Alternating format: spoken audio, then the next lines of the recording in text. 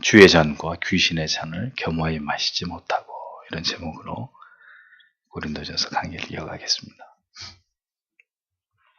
바울은 믿음의 형제 자매들에게 그들이 이미 그리스도를 아는 믿음 안에 있다는 이유만으로 절대로 자만하지 않기를 바라면서, 믿음의 조상들이 출애굽을 하는 과정에서 우상을 숭배하고 간음을 저지르고 또 하나님을 시험하고 원망하다가 결국 모두 멸망을 당한 사건을 예를 들어서 설명하므로 고린도 교회 성도들에게 강력한 교훈과 경계를 삼고 있는 것을 고린도전서를 통해 볼 수 있습니다. 고린도 교회 안에도 많은 문제들이 야기되고 있었던 터라 사도는 이러한 교훈의 말씀으로 지금 심히 흔들리고 있었던 고린도 교회의 성도들의 영혼을 올바른 길로 인도하기 위해서 부단히 이 말씀을 권면하면서 그것으로 노력을 기울이고 있는 이런 모습을 우리가 성경을 통해서 보게 되는 것이죠. 바울은 결코 자기의 신앙에 대해서 자만하지 말고 모든 시험이나 시련은 반드시 그것을 극복할 힘을 하나님께서 주신다는 사실을 믿고 더 믿음 위에 굳게 설 것을 주문하였습니다. 사도는 이제 구체적으로 고린도 교회의 성도들이 무엇에서부터 즉시 돌이켜야 되는지를 설명을 합니다. 그것은 바로 고린도라는 지역의 특수성이 가져온 고질적인 우상 숭배의 이 죄 문제였습니다. 오늘도 그것을 설명하고 있는 이제 본문의 내용을 우리가 대면하게 되는데 14절, 15절을 다시 보면, 그러므로 내 사랑하는 여러분, 우상 숭배를 피하십시오. 나는 지혜 있는 사람들에게 말하듯이 말합니다. 내가 말하는 것을 스스로 판단하십시오. 이렇게 적고 있습니다. 고린도 교회 안에서 빈번하게 발생하고 있는 우상 숭배의 문제를 사도는 직접적으로 거론하고 있었습니다. 고린도 교회 성도들은 그들이 예수를 믿기 전에 그들이 우상을 숭배했었고 우상의 제사나 그들의 우상의 축제에 참여하는 일이 왕왕 있었는데, 문제는 예수를 믿고 있으면서도 그 일을 완전히 끊어내지 못하고 있었다는 거죠. 나는 이미 예수를 믿고 있으니까 우상의 축제에 참여해서 먹고 마시고 즐기는 거가 뭐가 그렇게 그게 큰 문제가 되겠는가? 우상에게 바쳤던 제물을 먹는다 그래서 그게 뭐가 그렇게 내 신앙에 큰 문제가 되랴? 이런 사고 속에 빠져 있었다는 겁니다. 그래서 사도는 이제 이 문제로부터 그들이 단호하게 이 문제로부터 벗어나기를 바라고 있었다는 것을 말씀을 통해서 설명을 하고 있었던 겁니다. 이미 신앙 안으로 들어왔어도, 교회를 열심히 다니고 있어도 신앙이 괄목할 만큼 성장해 나아가지 않는 데는 여러 가지 문제와 이유가 있다는 것을 우리가 알아야 합니다. 그런데 그 중에 하나가 무엇이냐? 청산하지 못하고 있는 과거의 얽매인 죄 때문입니다. 기구가 떠오르려면 모래주머니를 버려야 돼요. 모래주머니를 잘라야 기구의 옆에 달려있던 모래주머니의 무게를 가볍게 해야 기구가 떠오르잖아요. 신앙이 점점 더 높은 곳으로 올라가려면 예수 안에 있음에도 불구하고 완전히 해결하지 못하고 있는, 잘라내지 못하고 있는 세상의 옛 구습에 속한 것들, 이거 청산하지 않으면 신앙은 절대 잘하지 않는 것입니다. 과거에 우상을 숭배하던, 세상을 사랑하던 구습에 여전히 붙잡혀 있었던 어떤 고질적인 이런 부분 때문에 지금 고린도 교회 성도들이 앞을 향해 나아가지 못하고 공회전을 하고 있다라는 겁니다. 버리지 않고 있는, 쉽게 포기할 수 없는 우리 마음에 어떤 우상이 아직도 우리를 지배할 수 있습니다. 근데 그것을 가만히 내버려 두고 그 우상의 문제를 예수 믿기 이전에 내가 좋아하던, 세상에서 즐겨하던 그 죄의 문제를 해결하지 않으면 신앙은 비약적으로 성장하기 어려워진다는 거예요. 그것을 기대하기 어렵다는 것입니다. 바울 사도는 지금 우상 숭배 문제에 대해서 완전히 떠나라고 얘기합니다. 피하라라는 단어의 의미는 도망하다 이런 의미인데, 정확하게 번역하면 이 앞에 그 장소를 나타내는 관사가 붙어 있거든요. 그래서 정확하게 번역을 하면 우상 숭배로부터 도망하라, 우상 숭배가 이루어지는 그곳으로부터 도망쳐라, 이런 의미입니다. 즉 우상을 숭배하는 모든 어떤 그런 당신에게 익숙한 그 환경, 자리, 장소, 거기서부터 적극적으로 도망쳐서 피하라고 바울은 이렇게 고린도 교인들에게 권면하고 있는 거죠. 고린도에 뭐가 많았다고 했습니까? 많은 신전이 있었다고 했습니다. 따라서 고린도 교인들은 우상 제사나 우상 제물에 아주 쉽게 노출이 되는 그런 환경에 살고 있었단 말이죠. 그만큼 과거에 우상을 숭배했고 여전히 우상과 접할 수 있는 접촉점이 삶의 곳곳에 산재해 있었단 말이죠. 그러니까 그런 곳에서 고린도 교회 성도들이 신앙생활을 하고 있었다는 이야기입니다. 그러니까 사도가 얘기하는 거예요. 자꾸 그대들이 과거에 우상 숭배를 했던 그곳, 그 장소, 거기에 자꾸 기웃거리니까 자꾸 그 과거의 그 어떤 죄의 문제에 계속 발목 잡히는 일들이 생기지 않느냐. 그러니까 우상 숭배와 관련된 모든 장소에서 피하라고, 도망치라고, 그 근처에도 가지 말라고 구체적으로 권면을 하게 됐다는 겁니다. 그것이 우상 숭배로부터 자기 영혼을 지키는 지혜라고 사도가 권면을 하고 있었다는 거죠. 성도 여러분, 지금도 마찬가지잖아요. 이 시대도 황금만능주의 시대입니다. 배금 사상이 모든 이 시대와 사람들의 정신을 지배하고 있는 때입니다. 그러므로 언제나 강조하지만 우리가 보고 듣고 우리가 즐겨가는 곳이 우리의 오감을 자극하는 화려함과 세련됨으로 넘쳐나는 이런 곳이 되지 않도록 주의해야 된다는 거예요. 주의해야 된다. 우리의 탐욕과 탐심, 우리의 사치와 허영, 음란과 쾌락을 자극하는 그런 모든 것으로부터 성도 여러분 떠나십시오. 여러분 교회 오기 직전까지 어디 계셨다고 하셨습니까? 물론 가정에 계셨다고 하신 분도 계시겠지만 젊은이 여러분 어느 곳에 있다고 하셨습니까? 우리가 위치하고 있는 이 서교장로교회 고린도와 방불한 곳입니다. 우상적인 요소들이 절비하고 홍수를 이루고 있는 대한민국에서 젊은이들이 가장 많이 몰려드는 곳입니다. 낮이건 밤이건 젊은이들로 넘쳐나는 곳이 우리 교회 주변입니다. 사도와 동일하게 오늘 목사가 여러분들에게 말씀드린 건데 이 우상이 넘쳐나는 이런 거리로부터 피해야 합니다. 뭐 교회를 번쩍 들어다가 저 조용한 데로 옮기고 우리도 다 그렇게 따라가면 좋겠지만 현실적으로는 그건 불가능하니까 그만큼 우리가 영적으로 이 거리를 지나다니면서 더 조심하고 주의하지 않으면 안 된다는 거죠. 데살로니가전서 5장 22절에 뭐라 그랬습니까? 악은 모든 모양이라도 버리라. 악은 그 모양이라도, 악의 비스름한 그 모양이라도 버려라. 쳐다보지도 말고 도망쳐라. 이렇게 또 바울이 얘기하지 않았습니까? 근처도 가지 말고 가능하면 그런 곳에서 사람들도 만나지 말라는 거예요. 신자는 조용한 곳, 가능하면 자연을 벌삼을 수 있는 곳, 되도록 죄악에 이 어떤 화려한 죄악에 노출되지 않는 곳을 선호하는 자들이 되어야 한다는 것입니다. 그것이 경건에 이르는 첩경이고 자기 영혼을 지키는 지혜로운 올바른 자세라는 거예요. 사도는 이 말을 고린도 교회 성도들에게 하면서 자신은 지금 지혜로운 자에게 말하듯이 말한다 이렇게 표현하고 있습니다.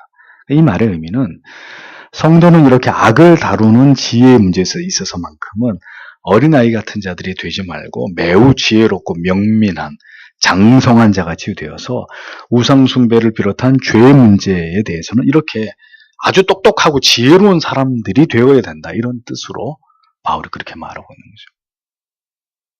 악한 데는 미련하고 선한 데는 지혜로워라. 로마서에서 말씀했잖아요. 이것이 반대가 되면 안 됩니다. 악을 행하는 데는 굉장히 영악하고 의를 행하는 데는 지혜로워야 되는데 의를 행하는 일은 어린아이 같고 악을 행하는 데는 장성하고 악을 행하는 데는 굉장히 똑똑하게 악을 행하고 이렇게 되면 이제 끝장이 나는 거죠. 언제나 죄악의 굴레와 유혹에서 못 벗어나는 사람이 되는 거예요.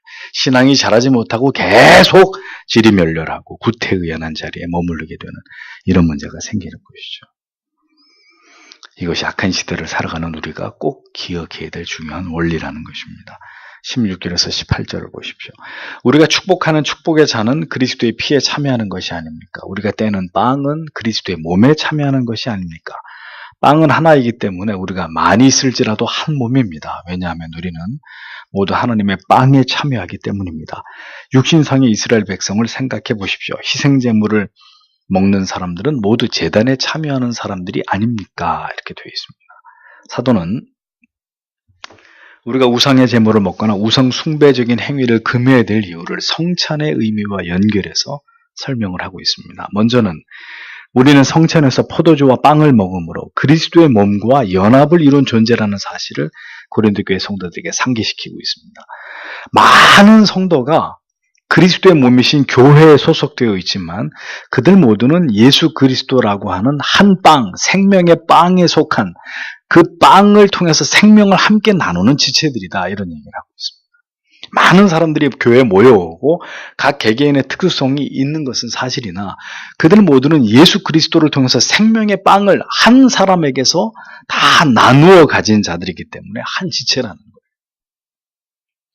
유대인들이 한 희생 제물을 통해서 함께 하나님을 예배하고 또 제사장과 모든 예배자들이 함께 그 제물을 나누어 먹음으로 하나님과 교제하고 또 한 몸 되는 지체들끼리 그렇게 교제를 나누었듯이 우리도 그렇게 하나님 안에서 예수 그리스도의 몸과 피를 두고 서로 연합하고 교통하는 자들이 틀림이 없는데 우리가 어떻게 이 거룩한 연합을 깨고 우상을 숭배하고 우상의 제물을 먹는 죄를 범하는 것이 합당하겠는지를 고린도 교회 성도들에게 바울이 지금 질문하고 있었던 거예요.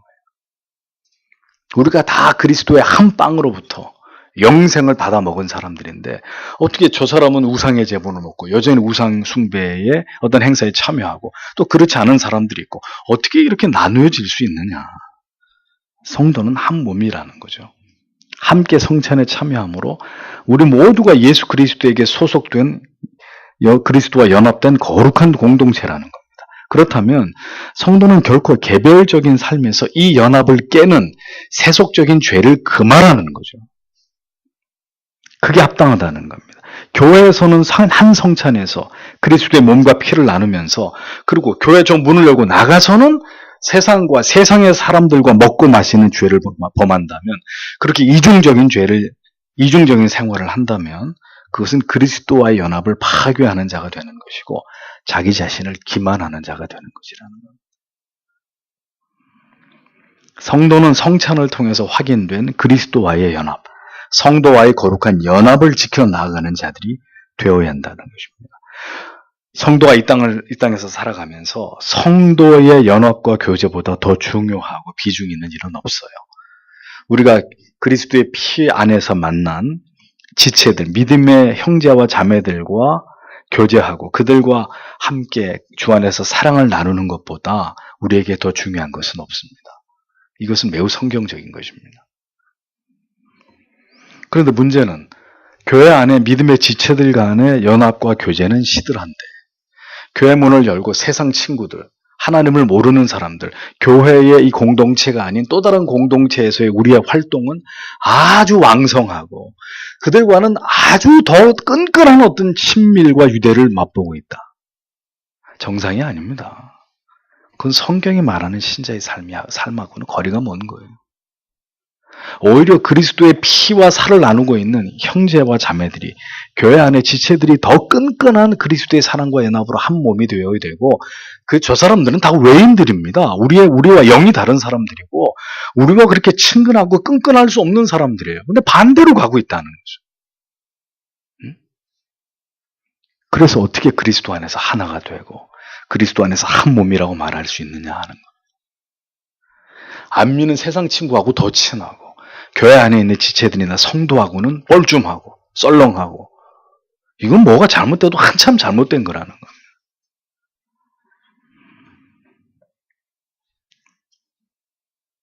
성도의 연합과 교제보다 더 소중하고 더 비중 있는 사람이 세상에 있다. 교회 밖에 있다. 그리고 성도가 그런 관계를 매우 중요하게 여긴다. 성경적이지 않습니다. 교회 밖에서 온갖 세속의 죄악에 찌든 삶을 살다가 아무렇지도 않게 다시 교회에 와서는 가식적인 성도의 연합과 교제를 나누는 것. 여러분 그게 어떻게 하나님 보실 때 올바른 신자의 모습입니까? 가증스러운 거예요. 오늘날 성도의 교제와 연합은 공고하고 진실되고 그리스도의 사랑으로 정교하게 실줄과 날줄이 짜져서 옷감이 되듯이 그렇게 우리가 정교하게 그 사랑으로 말씀 안에서 짜여져 있느냐? 아니라는 거죠.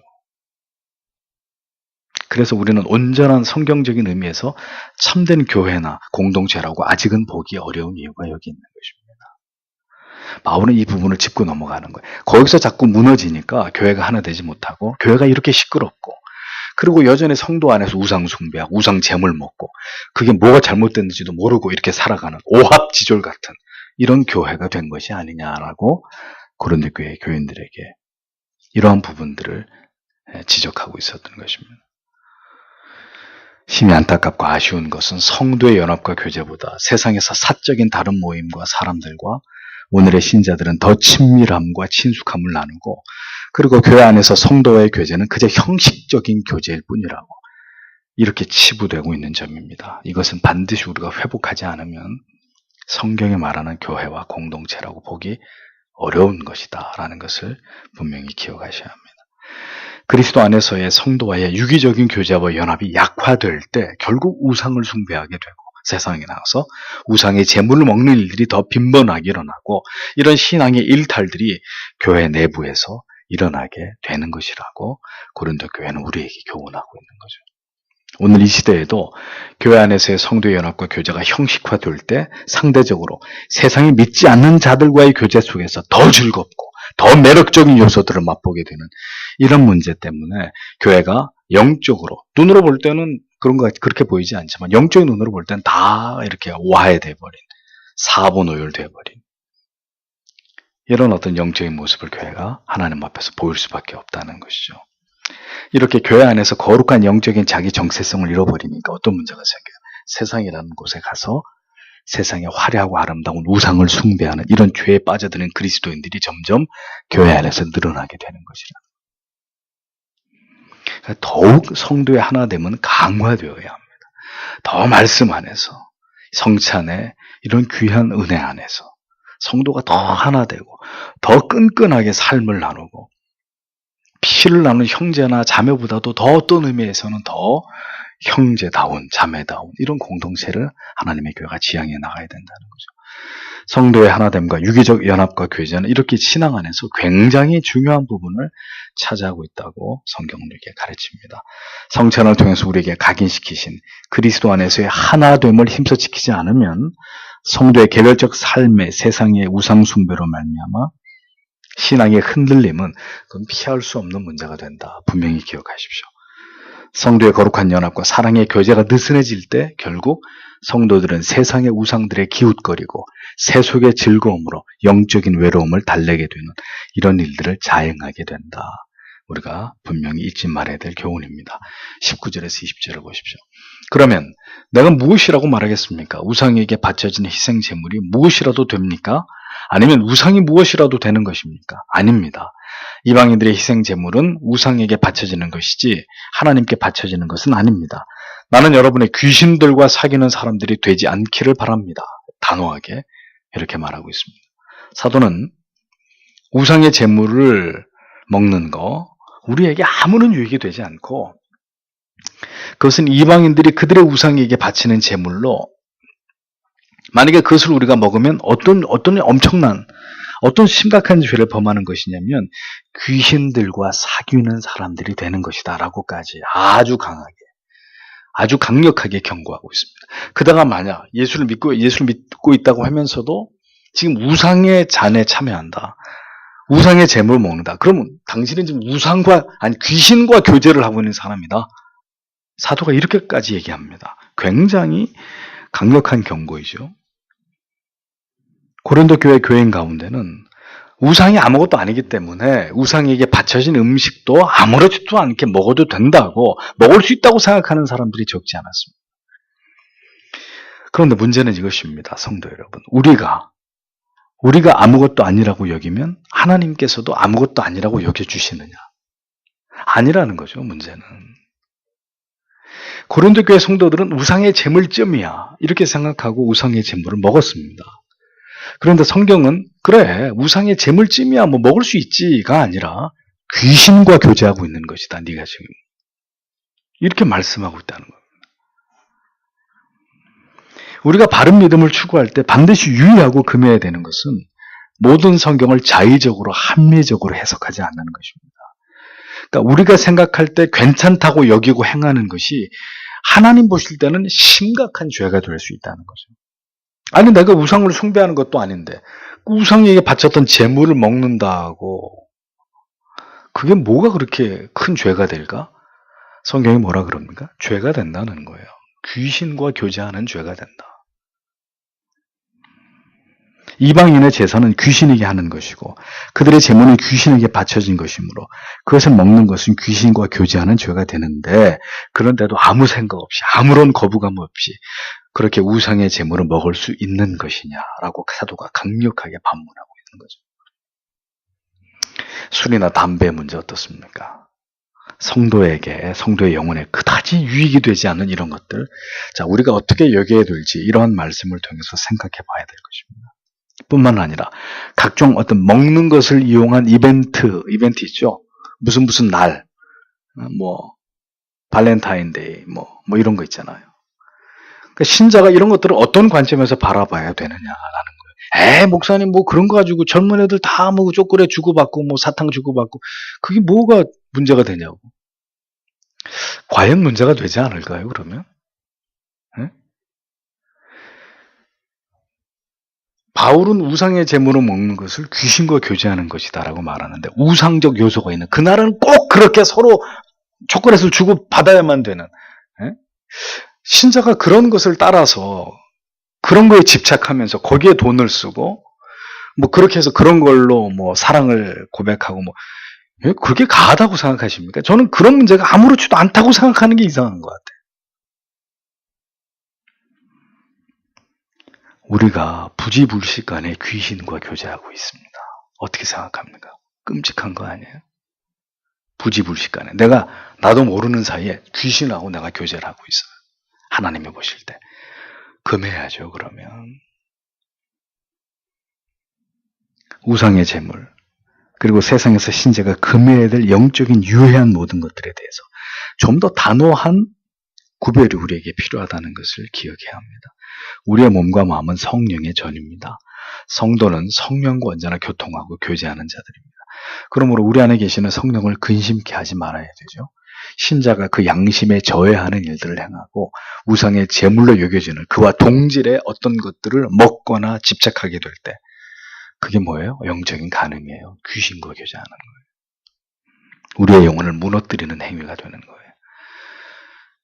문제는 이런 것입니다. 우리가 예수 안 믿고 불교 가서 목탁 두들기겠어요? 그런 죄는 안 저지른단 말입니다. 그리스도인이. 그렇잖아요. 우리가 무슬림이 되겠어요. 우리가 이슬람 사원에 가가지고 거기서 엉덩이 쳐들고 기도를 하게. 우리가 그런 배교는 행하지 않아요. 적어도 신앙의 어떤 상식이 있는 그리스도인들은. 그럼 우리가 무너지는 건 뭐 때문에 무너지느냐? 그런 큰 죄, 아주 노골적인 배도나 배교를 저질러서 무너지는 게 아니라 이렇게 작은 거예요. 우상의 제물찜이야. 우상의 축제에 참여했다 그래서 그게 그렇게 큰 문제가 되나? 결국 그런 것들을 방치하다가 결국 영혼이 하나님하고 멀어지게 되고 영적인 큰 침체와 침륜에 빠지는 일들이 일어나게 되는 거라는 거죠. 자꾸 어울리지 말아야 될 자리에 가서 자꾸 그런 것은 본의 아니게 참여하고 먹게 되고 그래도 난 괜찮아. 난 개혁교회를 다니는 성도로서 교리를 배우고 있는 신자로서 난 그런 거 안 통한단 말이에요. 하나님 앞에. 자기를 기만하고 있는 거라니까요. 계속 신자가 술, 담배하고 괜찮아. 이런 거. 내 양심은 자유해. 근데 그게 안 괜찮은 걸 수 있단 말이에요. 바울은 단호하게 말합니다. 21절에서 22절. 여러분은 주님의 잔도 마시고 귀신들의 잔도 마실 수는 없습니다. 여러분은 주님의 식탁에도 참여하고 귀신들의 식탁에도 참여할 수 없습니다. 우리가 주님을 질투하시게 만들어서야 되겠습니까? 우리가 그분보다 더 강합니다. 이렇게 기록하고 있습니다. 바울은 성도는 절대 주의 잔과 귀신의 잔을 겸하여 마실 수 없다. 못 받고 있습니다. 구별된 주의 잔을 취하든지 우상의 잔, 귀신의 잔을 취하든지 둘 중에 하나만 선택할 수 있을 뿐이지 두 가지 모두를 취할 수는 없다. 그건 그대의 욕심이라는 거예요. 두 주인을 섬길 수는 없습니다. 우리가 오늘도 두 마음을 품고 두 주인을 섬기고 있기 때문에 우리의 신앙이 이토록 질이 멸렬하고 구태의연해지는 것입니다. 그 반복되는 무너짐에서 헤어나가지 못하는 그 반복되는 신앙의 지루한, 믿는 것도 아니고 믿지 않는 것도 아닌 이 지루한 혼란과 혼돈 속에서, 때때로 자기 방임과 방치 속에서 못 벗어나는 것입니다. 목사는 왜 그런지 모르겠다고. 좀 이렇게 올라가는 것 같다가 또 주저앉고, 좀 올라가는 것 같다가 또 다시 이렇게 무너지는 내 자신이 왜 그런지 모르겠다고 알려드려요? 오늘 이 말씀을 주의 깊게 보시란 말입니다. 우리 안에 우상이 없느냐? 우상의 음식을 먹고 있는 게 없느냐? 우상과 접촉하고 있는 부분이 없느냐?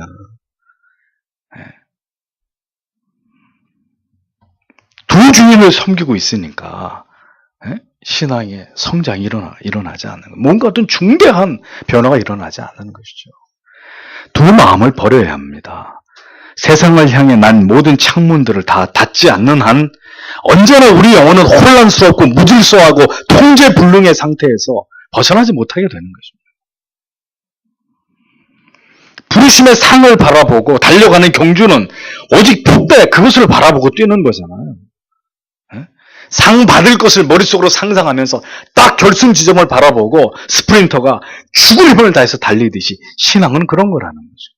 어디 100m 달리기 하는 그 우사인 볼트 같은 정신 나간 외계인 같은 이런 사람은 달리기 하다가 옆에 쳐다보고 그러더라고요. 그러고도 1등 하더라고요. 좀 이상해요. 왜 그런지 모르겠어요. 그냥 앞만 보고 달리면 그거보다 더 최소한 0. 몇 초 정도는 더 기록을 앞당길 수 있을 텐데 그 사람은 그게 목적이 아닌 것 같아요. 그러니까 결국 이상한 짓거리 하죠. 이 여자 저 여자 다 추근덕거려가지고 그것 때문에 매스컴에 보도가 돼서 그게 축태나 부리고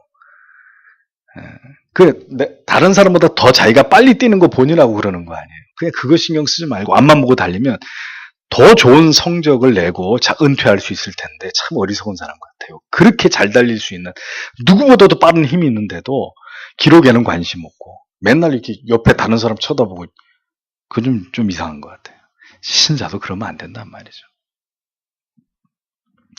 우물쭈물할 시간이 없습니다. 이도 아니고 저도 아닌 차지도 않고 뜨겁지도 않은 그런 신앙에서 돌아서십시오. 더 열렬하게 믿는 것이 아니면 지금도 우리의 믿음은 식어지고 있는 것일 뿐입니다. 우상의 문제, 우상의 재물을 취하는 문제, 절대로 성도에게 간구할 수 없는 문제입니다. 가정에서 제사 지내고 있는 이런 가정 있죠. 결정하세요. 사생 결단해야 돼요. 나는 더 이상 우상을 숭배할 수 없다. 나 더 이상 제사 드릴 수 없다. 날 쫓아내려면 쫓아내라. 사생 결단해야 돼요.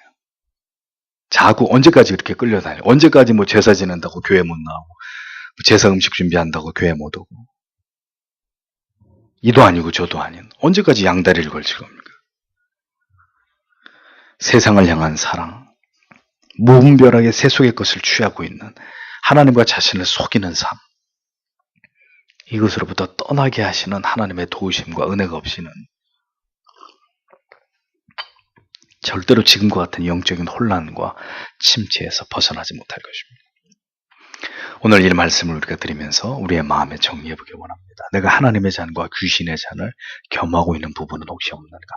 하나님, 내가 모르고 할 수 있는 것이 있습니다. 그렇다면 깨닫게 해주십시오. 질투하는 하나님이시라고 했습니다. 바울이 얘기하죠. 너희가 어찌하여 그런 일로 하나님의 질투를 살려고 하느냐? 하나님의 진노를 살려고 하느냐? 하나님을 진노하게 하고 질투하게 해서 과연 우리가 얻고자 하는 것이 무엇이냐? 하고 사도가 우리에게 질문합니다. 신앙에서 가장 경계해야 될 게 뭐라고요? 여러분들에게 자주 말씀드렸죠? 양다리입니다. 양다리. 양다리 아니고요. 양 뜯어먹는 다리 아니고 세상과 하나님, 이 양다리.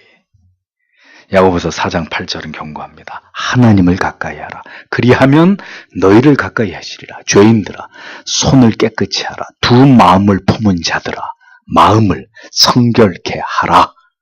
라고 명령하고 있습니다. 우리의 모든 삶의 환경에서 우상의 재물, 귀신의 잔을 소멸되게 하십시오. 깨뜨려 버리십시오. 자꾸 우리의 성화를 지연시키고 우리의 신앙을 약화시키고 하나님 앞에 범죄하게 만드는 세상의 끈을 끊기 위해서 오늘도 하나님의 도우심을 구하십시오. 결단하지 않고는 앞으로 나가지 못합니다. 묶여있는데 어떻게 앞으로 향해? 묶여있는데 이 묶여있는 걸 끊어야 앞을 향해 용수철처럼 튕겨나가죠. 계속 묶여있고 붙들려 있어서 고무줄 같은 거죠. 고무줄. 고무줄. 잡아당기면 잡아당길수록 늘어는 나요. 그렇죠? 용수철처럼 늘어는 난다고요. 근데 어떻게 힘을 딱 풀면 다시 원래 자리로 돌아가 버리잖아요. 예? 이렇게 되고 있는 문제가 우리 안에 없느냐? 고린도 교회 안에는 그것이 우상과 관련된 문제였다. 바울이 그것을 교훈합니다. 결단 없이는 앞으로 나갈 수 없어요. 오늘도 하나님께서 우리에게 은혜를 주시고 하나님을 가까이 하기 위해서 두 마음을 품었던 것을 제할 수 있는 은혜를 우리 모든 성도님들에게 주시기를, 우리가 더 그리스도 안에서 서로 사랑하고 연합하고 결속하고 붙들어주는 그런 공동체 세워가기를 오늘도 이런 기도 제목을 위해서 기도해 주시길 바랍니다. 다 함께 기도하겠습니다.